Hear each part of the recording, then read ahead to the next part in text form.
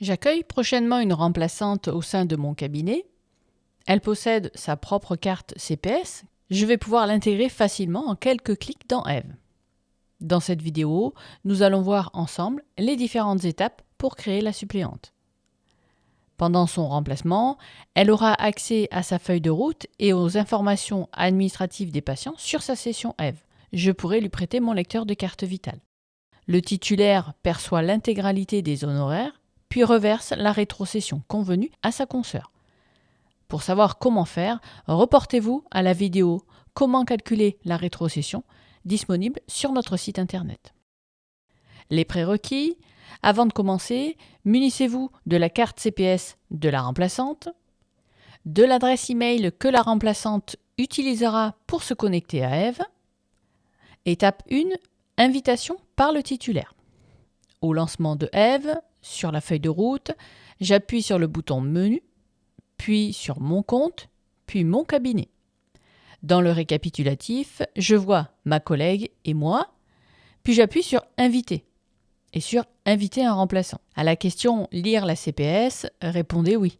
La lecture de la CPS de votre remplaçante permettra de remplir le formulaire à l'étape suivante. Si je ne suis pas en possession de sa carte CPS, je choisis Non. Ensuite, je remplis le formulaire manuellement, mais je devrai par la suite lire obligatoirement sa CPS sur son compte Eve. Ma consoeur insère sa carte dans le lecteur et saisit son code porteur. Je complète maintenant les informations manquantes. Je saisis d'abord l'adresse email de ma remplaçante. C'est très important car c'est avec cet email qu'elle pourra se connecter à Eve. Son téléphone et ensuite le titulaire à remplacer. Dans notre exemple, c'est moi, Aline. Ensuite, j'appuie sur Envoyer l'invitation. Une infobulle me précise que le remplaçant a bien été invité. Étape 2, activation par le ou la remplaçante. La remplaçante doit alors consulter sa messagerie sur son téléphone portable ou sur son ordinateur et elle ouvre son logiciel de messagerie. Attention, l'invitation du remplaçant est valable 24 heures. Passé ce délai, le lien ne sera plus valide et il faudra refaire la demande.